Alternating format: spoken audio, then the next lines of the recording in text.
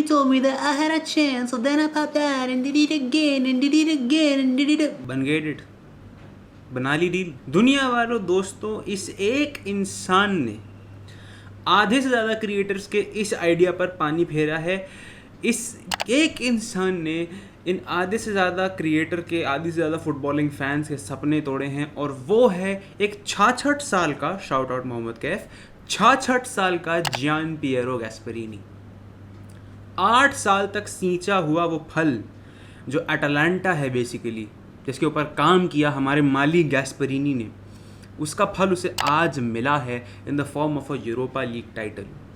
मैं आपको बता दूं कि ये अटलांटा का पहला एवर यूरोपियन टाइटल है और उनके पूरे अस्तित्व की ये सिर्फ दूसरी ट्रॉफी है। और मैंने ऐसे थंबनेल पे जायंट किलर नहीं लिखा है, ठीक है? तो अगर आप इनका ये यूरोपा लीग कैंपेन देखो, भले ये champions league royalty level opponents नहीं है, बट ये सारे ओपोनेंट ऐसे हैं जिनकी किसी न किसी सेंसेशन के तौर पर बात हुई है।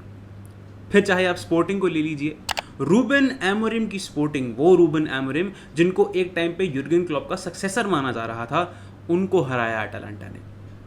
फिर आता है लिवरपूल, यूर्गन क्लॉप की लिवरपूल जो अपने फेयरवेल पर एक क्वाड्रुपल ढूंढ रहे थे, जिस टाइम पर वो प्रीमियर लीग में सबसे ऊपर बैठे थे, उनको उनके घर पे 3-0 पेला अटलांटा ने। और अब फाइनल में never ever ever losing 50+ games unbeaten Bayer Leverkusen, जिनको अपेरेंटली पूरे यूरोप में कोई हरा ही नहीं पा रहा था, उनको पेला है। और पेला किसने है? एक लेस्टर सिटी रिजेक्ट ने, जिसका नाम है आडेमोला लुकमन। आडेमोला लुकमन के अंदर भगवान जाने वो वर्ल्ड कप फाइनल का एम्बापे आ गया या वो प्राइम CR7 आ गया कि मतलब वीक फुट से भी शॉट मार रहा है तो टॉप कॉर्नर में जा रहे हैं। और जब वो हैट्रिक वाला गोल उस भाई ने मारा, वो वीक फुट से शॉट जो टॉप कॉर्नर में गया, मैंने दिल टूटने की आवाज़ें सुनी है। और मैं मैच म्यूट पे देख रहा था बाय द वे। मुझे टूटते हुए दिलों की आवाज़ें आई हैं जब वो तीसरा गोल अंदर गया। मतलब absolute destruction, dismantling the newly crowned Invincibles in the Bundesliga. मतलब 34 गेम में एक भी हार नहीं थी बायर लेवरकुसन की, 50+ गेम्स अनबीटन थे, और अब एक बहुत बड़े फाइनल में अटलांटा ने अपना चांस क्लेम किया। लेकिन ये इतना बुरा रौंद कैसे दिया लेवरकुसन को? मतलब पूरे सीजन में किसी भी गेम में इतनी एंग्जाइटी नहीं थी, इतना बुरा डिस्ट्रक्शन हमने लेवरकुसन का किसी गेम में नहीं देखा था। कैराबैक के अगेंस्ट डर लगा था, पर लेवरकुसन तब भी डोमिनेट नहीं हुई थी। तो इस गेम में ऐसा क्या हुआ? स्टे विद मी, समझाता हूँ। अगर आपने बायर लेवरकुसन के गेम्स को फॉलो किया हो तो अक्सर आपने ये ट्रेंड देखा होगा कि Leverkusen tend to dominate the ball, the possession, the control of the ball. Generally क्या होता है, अपोनेंट अगर इनिशियली प्रेस करने जाता है तो लेवरकुसन अपनी इंट्रिकेट पासिंग से, जो वो इनसाइड स्पेसेस में करते हैं, उससे फ्री मैन को ढूंढने में कामयाब होते हैं और अटैक्स सेटअप करने की वो कोशिश करते हैं। एक पॉइंट के बाद अपोनेंट प्रेस करना छोड़ देता है और बॉल क्लियर करने के बाद अगले अटैकिंग बोम्बार्डमेंट का इंतजार करता है, और बॉल को क्लियर करने का उनका ऑब्जेक्टिव होता है बस।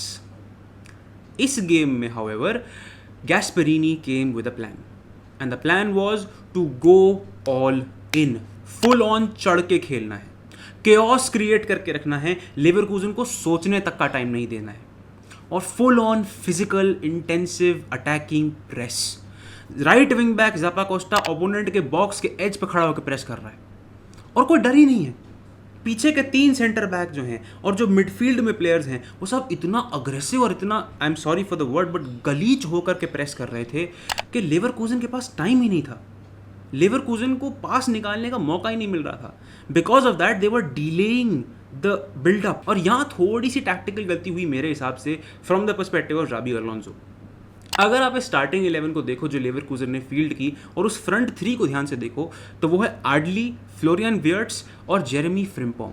पहली बात, जब आप देख रहे हो कि अटलांटा इतना फिजिकल प्रेस कर रहा है, आपको अपने मिडफील्ड या फ्रंट लाइन में वो फिजिकलिटी वाली प्रेजेंस चाहिए, तो आपको स्टार्ट कराना था विक्टर बोनीफेस एंड एंड्रिश को, जो कि बेंच से आए, और वो तब आए जब डैमेज हो चुकी थी। दूसरी चीज़, आपके पास वो प्रॉपर विंग प्रोफाइल वाला प्लेयर नहीं है जिसे आप टच लाइन पे खड़ा कर दो और उसे बोलो कि भाई तू रन बनाइयो, हम इन बिहाइंड बॉल डाल देंगे और तू जाके चांस बनाइयो। वो प्लेयर हो सकता था जेरेमी फ्रिम्पोंग, लेकिन इतना नैरो सिस्टम था और उनके जो सेंटर बैक्स थे अटालांटा के, मतलब कोलासिनाच, ये हीन नाम का लौंडा जो भगवान जाने कहाँ से प्रकट हुआ, मुझे लगा था स्कैल्विनी स्टार्ट करेगा, इवेंचुअली वो आया पिच पे और अच्छा खेला। For a 20-year-old he is a sensation. मतलब Atalanta had everything planned out and Leverkusen could not do the one thing they were famous for, they were known for in this entire season's longevity कि लेवरकूजन क्यों नहीं हारती? It is because of their adaptability. Leverkusen showed a huge lack of adaptability in this game which resulted to the loss. वो अलग बात है, हम बिल्कुल ये टेक अवे नहीं कर सकते कि लेवरकूजन ने एक 50+ गेम का अनबीटन सीजन हमें दिया जो हमें देखने को मिलता ही नहीं है। It is a rare occasion इतने कंपेटिटिव फुटबॉलिंग वर्ल्ड में, स्पेशली यूरोपियन फुटबॉल में, कि आपको 50 गेम प्लस अनबीटन जाती हुई कोई टीम दिखाई दे, बट बायर लेवरकूजन डिड इट।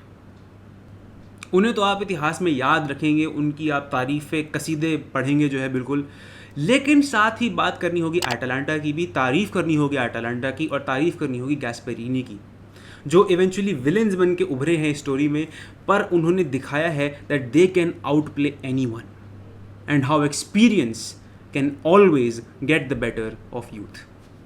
आपको अटलांटा और लेवरकूजन के इस गेम में क्या समझ आया, क्या नहीं समझ आया, क्या मेरी किसी बात से आप इत्तेफाक नहीं रखते, वो आप कमेंट्स में ज़रूर बताइएगा। ओवर टाइम करा रहा है गैस्पेरिनी बेवजह, मैं चाहता नहीं था ये वीडियो बनाना, but the game was such की वीडियो बनती थी। तो अगर आपको पसंद आई, consider liking the video and subscribing the channel as well. I will see you guys in another video. Until then, this is Kara signing of.